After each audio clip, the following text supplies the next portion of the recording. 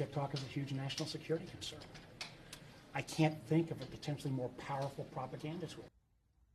Propaganda tool? Did he just say propaganda tool? I'm sorry, sir. I thought the national security threat was in terms of data collection. Here are some fun facts. Instagram, Facebook, Google, DoorDash, and Airbnb all collect more data than TikTok. TikTok has contributed more than $24 billion to U.S. gross domestic product and more than 224,000 jobs to the U.S. economy. Mind you, as of January 15th, the United States is over $36.2 trillion in debt. There are over 1.3 million creators that operate their businesses on TikTok. In less than 24 hours, 3.4 million American citizens volunteered their data to an actual Chinese communist app in protest of their own government. TikTok is not a publicly shared company. Meta is a publicly shared company. Members of Congress who voted on the TikTok ban are invested in Meta stock. Meet your politicians. Senator Markway Mullen purchased between $15,000 and $50,000 of Meta shares on January 2nd, 2024 and January 26, 2024. Mike McCall, who introduced the TikTok ban legislation, was a little bit sneakier about it by using his family's trust to purchase his Meta stock. Representative Byron Donald voted yay and purchased Meta stock on December 6th. Representative Greg Stanton voted yay and purchased Meta stock on November 9th, 2023. Representative Diana Harshbarger voted yay and purchased Meta stock on March 3rd, 2023. Representative Ro Khanna voted nay but purchased Meta stock on November 7th. Representative Dan Crenshaw voted yay and purchased Meta stock on December 2nd, 2022. Representative Marjorie Taylor Greene voted yay and purchased Meta stock on December 30th. The list goes on and on. You guys can look it up. Members of Congress are actually required by law to disclose their financial transactions, including stock trades, under the Stock Act. Ironically, the purpose of that law is to make sure that Congress members do not make any major decisions if there's a personal financial benefit. The irony of fear-mongering a nation about the threat of Chinese communism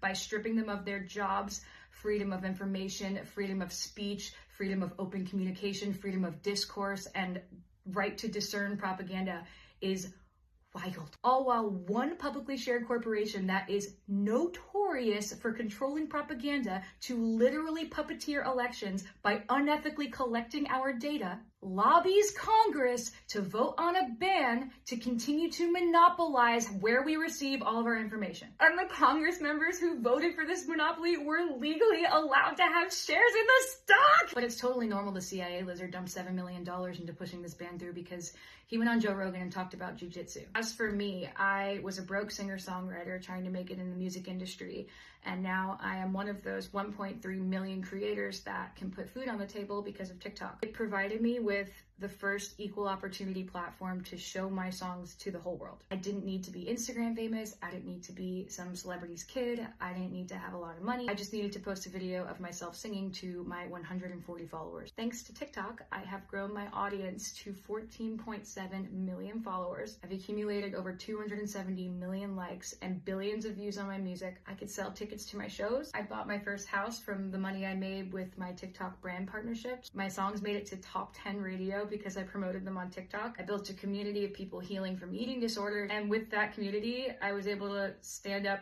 to a multi-million-dollar corporation called Victoria's Secret. I got to sing songs with first responders, doctors, small business owners, artists, kids, grandparents, Olympians, magicians, veterans, triple amputees. My TikTok account was not only mine. It was a place for other people's perspectives, for the kid I babysit to confront mean girls in her school. It was supposed to be something that I could show my daughter one day and be like, look, mommy made this. And you can do anything too. You can follow your dreams and you can change the world. This just feels so icky. And now I'm saying goodbye to the future that I built for my family, fair and square, with a baby on the way, so a bunch of corrupt, dirty politicians can feed their babies. Our greatest politicians could be focusing on genocide, poverty, human trafficking, homelessness. It is not about privacy or national security. It is all about control. China doesn't want to spy on people pooping while they watch a Get Ready With Me. The government doesn't even hate TikTok. In fact, most of the Congress members that voted to ban TikTok are actually on TikTok, as are all their spouses and children. What the government hates is losing money out of their own pockets. The government hates losing control of the information we receive. And most importantly, the government hates when we talk to each other.